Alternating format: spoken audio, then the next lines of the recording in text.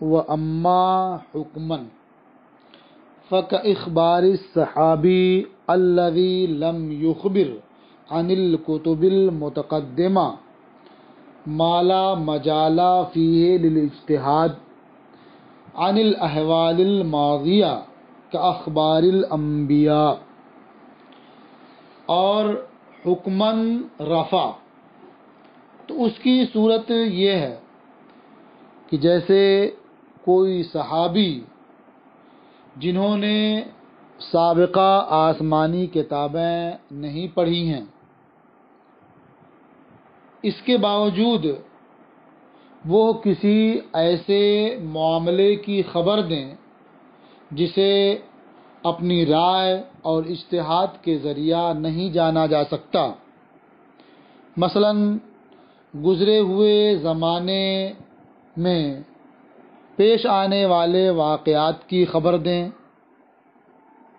جیسے انبیاء کے بارے میں بتائیں کہ فلاں نبی تشریف لائے اور ان کی امتوں نے ان کے ساتھ یہ سلوک کیا، فلاں نبی تشریف لائے ان کے ساتھ ان کی امتوں نے ایسا سلوک کیا، یا آنے والے زمانے سے متعلق خبر دیں۔ مثلاً یہ بتائیں کہ فلاں وقت ایسی جنگ ہوگی، ایسے فتنے رونما ہوں گے، روز قیامت کی ہولناکیوں کے بارے میں بتائیں، یا یہ بتائیں کہ فلاں عمل پر اتنا ثواب ملے گا، یا فلاں عمل پر اس طرح عقاب ہوگا۔ تو یہ سب اس بات کی دلیل ہے کہ انہوں نے ضرور نبی کریم صلی اللہ علیہ وسلم سے اسے سنا ہوگا جبھی اس طرح سے بیان فرما رہے ہیں۔ تو یہاں رفع صریحاً نہیں ہے، لیکن یہاں رفع حکماً ہے، یعنی حکماً اسے حدیث مرفوع کہا جائے گا۔ وَأَمَّا حُكْمًا فَكَإِخْبَارِ الصَّحَابِيِّ الَّذِي لَمْ يُخْبِرْ عَنِ الْكُتُبِ الْمُتَقَدِّمَةِ، اور رہا رفع حکماً تو جیسے اس صحابی کا خبر دینا جنہوں نے کتب متقدمہ سے یہ بات نقل نہیں کی ہے۔ کس چیز کی خبر دینا؟ خبر دینا مالا مجال فیہ للاجتہاد، یعنی ایسے امر کی خبر دینا جس میں اجتہاد کی گنجائش نہ ہو۔ اب وہ امر چاہے احوال ماضیہ سے متعلق ہو یا احوال آتیہ سے متعلق ہو۔ فرماتے ہیں عن الاحوال الماضیہ، یعنی احوال ماضیہ کے بارے میں، گزرے ہوئے زمانے میں جو چیزیں پیش آئیں ان کے بارے میں خبر دینا، کا اخبار الانبیاء، جیسے انبیاء کی خبر ہے۔ اس میں آپ دیکھ رہے ہوں گے کتاب میں لکھا لو، یہ لو دیکھنے میں معلوم ہو رہا ہے لیکن یہ لو نہیں ہے بلکہ او ہے، یعنی اول آتیہ، تو اس کا عطف ہوا عن الاحوال الماضیہ اول آتیہ، یعنی احوال ماضیہ کے بارے میں ہو یا احوال آتیہ کے بارے میں ہو۔ کل ملاحم والفتن و احوال یوم القیامہ، ملاحم یہ ملحمہ کی جمع ہے جس کا معنی ہوتا ہے گھمسان کی جنگ، سخت لڑائی۔ تو آنے والے زمانے کے بارے میں یہ خبر دینا کہ فلاں وقت سخت لڑائی ہوگی۔ والفتن، اور فتنوں کی خبریں دینا، فتنوں کے بارے میں بیان کرنا۔ وہ احوال یوم القیامہ، اور روز قیامت کی خوفناکی اور ہولناکی بیان کرنا۔ او ان ترتب ثواب مخصوص او عقاب مخصوص علی فعل، یا کسی خاص فعل پر مخصوص ثواب کے ترتب کی خبر دینا یا خاص فعل پر مخصوص عقاب کے ترتب کی خبر دینا۔ فَإِنَّهُ لَا سَبِيلَ إِلَيْهِ إِلَّا السَّمَاعُ عَنِ النَّبِيِّ صلی اللہ علیہ وسلم، کیونکہ اس امر کی جانب کوئی راہ نہیں ہے سوائے نبی کریم صلی اللہ علیہ وسلم سے سماعت کے۔ تو جب صحابی یہ چیزیں بیان کر رہے ہیں اور یہ چیزیں عقل سے، رائے سے، اجتہاد سے جانی نہیں جا سکتی ہیں، تو اس کا مطلب یہی ہوا کہ انہوں نے سرکار سے ضرور سنا ہوگا۔ او یفعل الصحابی ما لا مجال للاجتہاد فی، تو یہ گویا مثال جو ابھی آپ نے سنی یہ قولی کی مثال تھی، یعنی حدیث قولی میں رفع حکمی کی مثال تھی۔ اب حدیث فعلی میں رفع حکمی کی مثال، جیسے صحابی کوئی ایسا کام انجام دیں کہ جس میں اجتہاد کی گنجائش نہیں ہے، یعنی اس کام کا بہتر ہونا یا برا ہونا یہ اپنی رائے سے، اپنے اجتہاد سے نہیں سمجھا جا سکتا، اور صحابی وہ کام کر رہے ہیں۔ یا صحابی یہ خبر دیں کہ وہ اس طرح سے نبی کریم صلی اللہ علیہ وسلم کے زمانے میں کرتے تھے، تو صحابی کا خود عمل کرنا اس بات کی دلیل ہے کہ ضرور انہوں نے نبی کریم صلی اللہ علیہ وسلم سے اس کا جواز یا اس کی فضیلت سنی ہوگی۔ اور یہ کہنا کہ وہ نبی کریم صلی اللہ علیہ وسلم کے زمانے میں ایسا کرتے تھے، تو ظاہر ہے کہ جب وہ سرکار کے زمانے میں ایسا کرتے تھے تو سرکار کو اس کی اطلاع ہوگی اور اس بارے میں وحی کا نزول بھی ہوا ہوگا۔ تو اگرچہ اس میں اس بات کی صراحت نہیں ہے کہ سرکار نے انکار نہیں فرمایا اور سرکار نے اسے برقرار رکھا، اسے ثابت رکھا، اس کا ذکر نہیں ہے، لیکن چونکہ صحابی کا اس طرح سے خود کرنا یا صحابی کا اس طرح سے بیان کرنا اس بات کو واضح کرتا ہے کہ جب سرکار کے زمانے میں صحابہ ایسا کرتے تھے تو ضرور اللہ کے رسول صلی اللہ علیہ وسلم کو اس کی اطلاع ہوئی ہوگی اور اس کے تعلق سے وحی کا نزول ہوا ہوگا۔ او یفعل الصحابی ما لا مجال للاجتہاد فیہ، یا صحابی ایسا کام کریں جس میں اجتہاد کی گنجائش نہیں ہے۔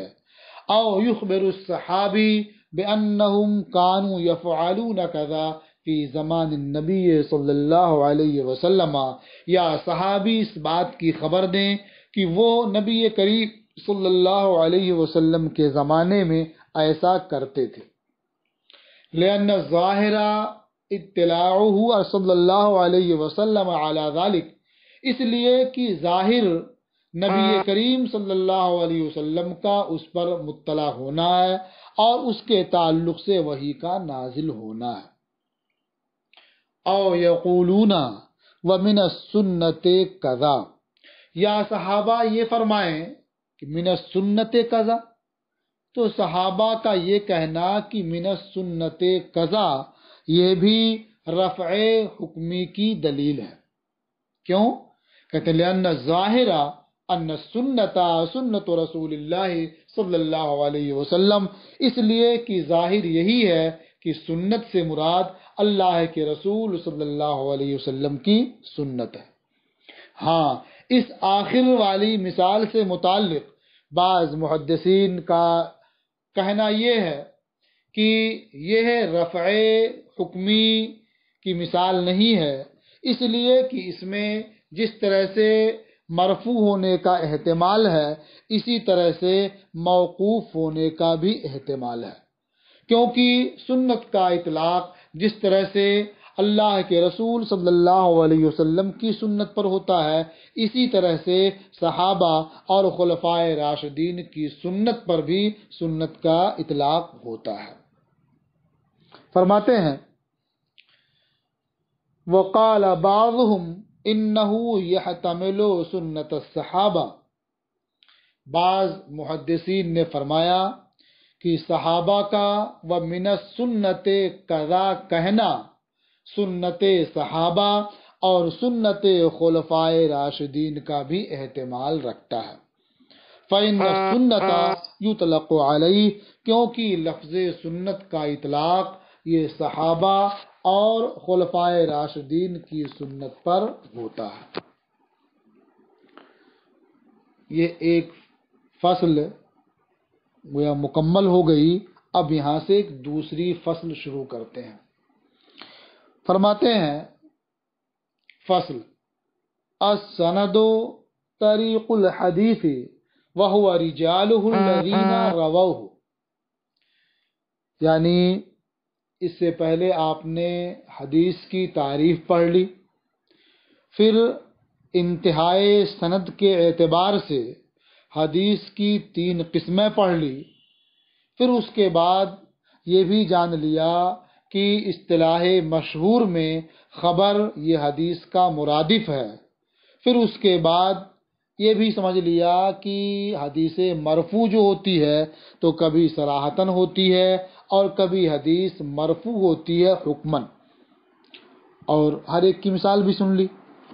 اب حدیث اور سند، آپ حدیث پڑھیں گے تو اس کی سندیں ہوتی ہیں، سند بیان کی جاتی ہے، متن کا اطلاق بھی ہوتا ہے، تو متن کسے کہتے ہیں، سند کسے کہتے ہیں، اس فصل میں اس کا تذکرہ کرتے ہیں۔ فرماتے ہیں السند طریق الحدیث، سند طریق حدیث ہے۔ اب طریق حدیث کیا ہے؟ کہتے ہیں وَهُوَ رِجَالُهُ الَّذِينَ رَوَوْهُ، اور طریق حدیث وہ حدیث کے وہ رجال ہیں جنہوں نے حدیث کی روایت کی ہے، حدیث کو نقل کیا ہے۔ والاسناد بمعناه، اور لفظ اسناد یہ سند ہی کے معنی میں ہے، تو گویا آپ سند کہیں یا اسناد کہیں دونوں کا معنی ہوگا طریق حدیث۔ ہاں کبھی کبھی اسناد سند کے علاوہ دوسرے معنی میں بھی آتا ہے، اس لیے کہ اسناد باب افعال کا مصدر ہے، تو کبھی کبھی اسناد ذکر سند کے معنی میں آتا ہے۔ اسی کی طرف اشارہ کرتے ہوئے فرماتے ہیں وَقَدْ يَجِيءُ بِمَعْنَى ذِكْرِ السَّنَدِ وَالْحِكَایَةِ عَنْ طَرِيقِ الْمَتْنِ، اور کبھی کبھی اسناد ذکر سند اور طریق متن کی حکایت کے معنی میں آتا ہے۔ تو گویا اسناد کا 2 معنی ہو گیا، اسناد کا ایک معنی ہوا طریق حدیث، اور اسناد کا دوسرا معنی ہوا طریق حدیث کو بیان کرنا، طریق حدیث کا ذکر کرنا۔ اور متن کے بارے میں فرماتے ہیں والمتن منتہا الیہ الاسناد، اور متن کہتے ہیں کہ جس کی طرف سند منتہی ہو، گویا انتہائے سند کے بعد جو ہے وہ متن ہے، اور جہاں تک روات ہیں، رجال ہیں، وہ سند ہے۔ تو والمتن منتہا الیہ الاسناد، اور متن وہ ہے جس کی طرف سند منتہی ہو۔ اب اس کے بعد شیخ محقق سند کے اتصال و انقطاع کے لحاظ سے حدیث کی قسمیں بیان فرماتے ہیں۔ ظاہر ہے کہ اب جتنے روات ہیں یا تو متن ذکر کرنے کے ساتھ ان تمام روات کا بھی ذکر ہوگا، یا ان میں سے ایک یا چند روات کو ساقط کر دیا جائے گا، یا سب کو ساقط کر دیا جائے گا، صرف متن کا تذکرہ کر دیا جائے گا۔ تو اس کے لحاظ سے حدیث کی مختلف قسمیں ہوتی ہیں۔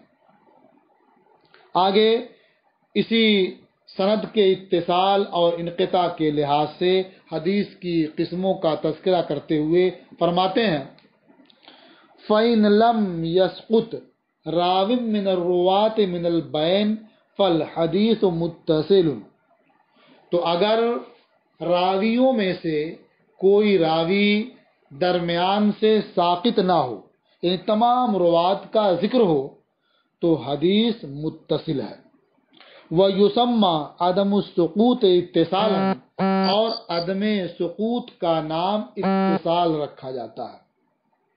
وَإِن سَقَطَ وَاحِدٌ أَوْ أَكْثَرُ فَالْحَدِيثُ مُنْقَطِعٌ، اور اگر ایک راوی ساقط ہو یا ایک سے زیادہ راوی ساقط ہوں تو وہ حدیث منقطع ہے. وہذا السقوط انقطاع، اور یہ راوی کا سقوط انقطاع کہلاتا ہے. والسقوط اما ان یکون من اول السند ویسمى معلقا. اب یہ سقوط ایک راوی کا ہوگا، شروع سند سے ہوگا یا آخر سند سے ہوگا یا درمیانے سند سے ہوگا، اس کے لحاظ سے بھی اس کی قسمیں الگ الگ ہو جاتی ہیں. فرماتے ہیں والسقوط اما یکون من اول السند، اور راوی کا سقوط یا تو اول سند سے ہوگا، ویسمى معلقا، تو اگر راوی کا سقوط اول سند سے ہے تو اس کا نام رکھا جاتا ہے معلق. وہذا الاسقاط تعلیقا، اور اس اسقاط کو تعلیق کہا جاتا ہے. والساقط قد یکون واحدا وقد یکون اکثر، اور ساقط کبھی ایک راوی ہوتا ہے اور کبھی ایک راوی سے زیادہ ہوتے ہیں. وقد یحذف تمام السند کما هو عادۃ المصنفین، اور کبھی پوری سند کو حذف کر دیا جاتا ہے، صرف متن کا تذکرہ کیا جاتا ہے. کما هو عادۃ المصنفین، جیسا کہ یہ مصنفین کی عادت ہے.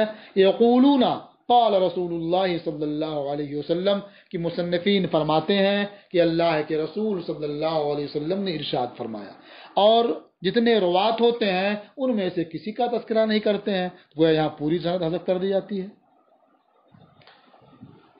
والتعلیقات کثیرہ فی تراجم صحیح البخاری، اور تعلیقات صحیح بخاری کے تراجم میں بہت ہیں. یہ تراجم ترجمہ کی جمع ہے. ترجمہ کا ایک معنی تو ہوتا ہے سوانح، لیکن یہاں سوانح اس کا معنی نہیں ہے، بلکہ ترجمہ سے مراد یہاں ابواب کا بیان اور اس کی تفسیر و تشریح ہے.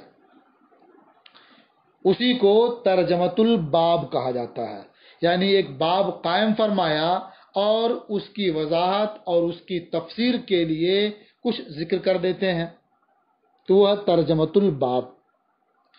تو امام بخاری رحمۃ اللہ تعالی علیہ نے صحیح بخاری میں تراجم میں تعلیقات کا ذکر خوب کیا ہے، لیکن یہ اگرچہ معلق ہیں لیکن ان تعلیقات کے لیے اتصال کا حکم ہے، یعنی یہ حکماً متصل ہیں، یعنی ان کا وہی درجہ ہے جو درجہ متصل کا ہوتا ہے.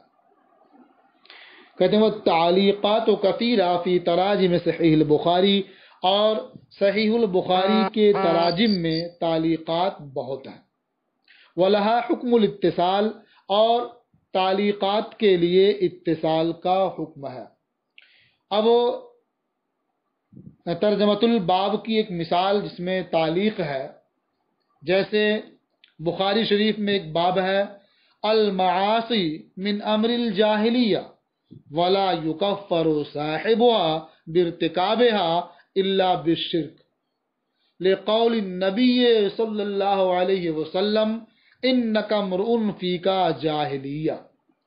تو اب اس باب میں دیکھیں کہ امام بخاری رحمۃ اللہ علیہ نے فرمایا لقول النبی صلی اللہ علیہ وسلم انک امرؤ فیک جاہلیہ، تو سرکار کا قول نقل کر دیا اور کسی بھی راوی کا تذکرہ نہیں کیا.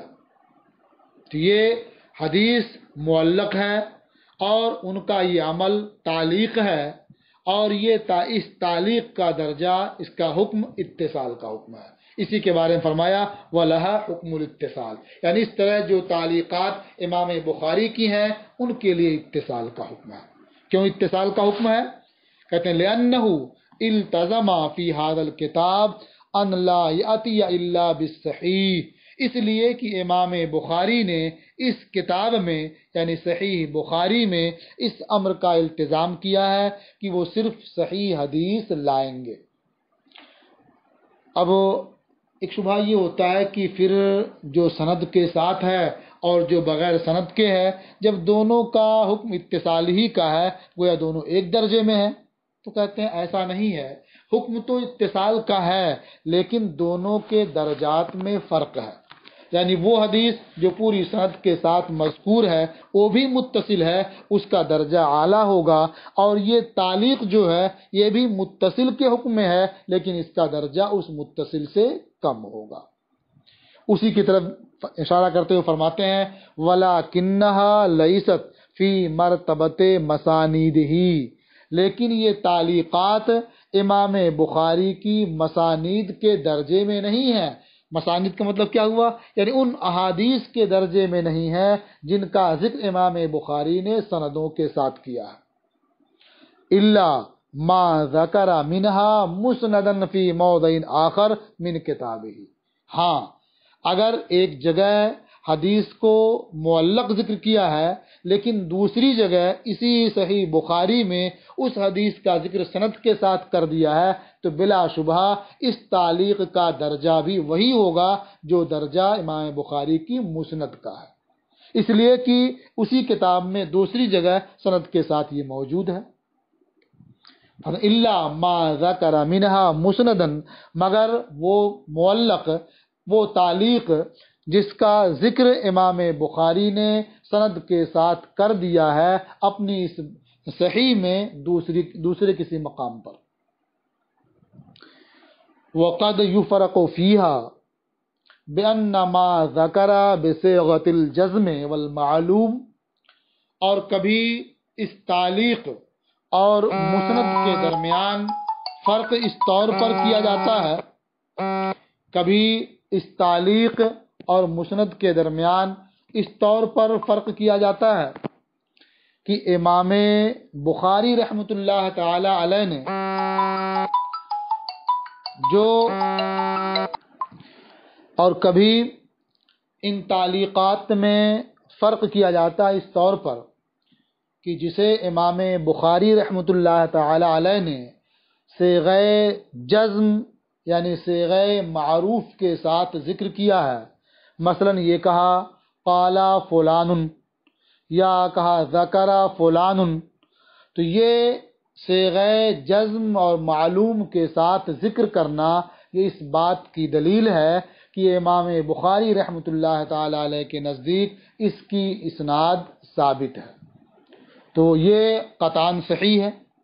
اور جس کا ذکر امام بخاری نے صیغہ تمریض یعنی صیغہ مجہول کے ساتھ کیا، مثلا کہا قیلا یا فرما یقالو یا کہا ذکرا، تو ان کے نزدیک اس کی صحت میں کلام ہے، لیکن بہرحال جب امام بخاری نے وہ حدیث اس کتاب میں پیش کی ہے تو ضرور ان کے نزدیک اس حدیث کی اصل ثابت ہوگی، اسی لیے فقہا اور محدثین نے یہ فرمایا کہ امام بخاری رحمۃ اللہ تعالی علیہ کی تعلیقات یہ متصل ہیں، صحیح ہیں، یعنی یہ اس حدیث کے حکم میں ہے جو حدیث متصل اور صحیح ہے۔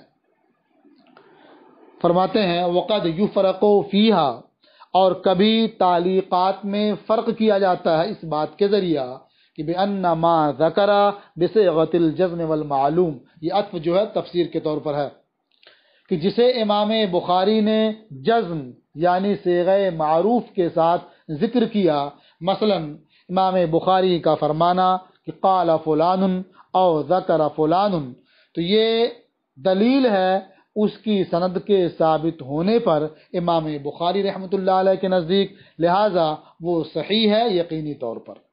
وما ذکرہ بصیغۃ التمریض والمجہول، اور جسے امام بخاری نے صیغہ تمریض اور یعنی صیغہ مجہول کے ساتھ ذکر کیا ہے، مثلا قیلا یا یقالو یا ذکرا سے ذکر کیا ہے، ففی صحتہ عندہ کلام، تو اس کی صحت میں ان کے نزدیک کلام ہے۔ ولیکنہ لما اوردہ فی ھذا الکتاب، لیکن جب انہوں نے اس کتاب میں وہ حدیث پیش کی، کان لہ اصل ثابت، تو اس کے لیے اس کی اصل ثابت ہوگی، ولہذا قالوا تعلیقات البخاری متصلۃ صحیحہ، اسی لیے فقہا اور محدثین نے فرمایا کہ امام بخاری رحمۃ اللہ تعالی علیہ کی تعلیقات یہ متصل ہیں، صحیح ہیں۔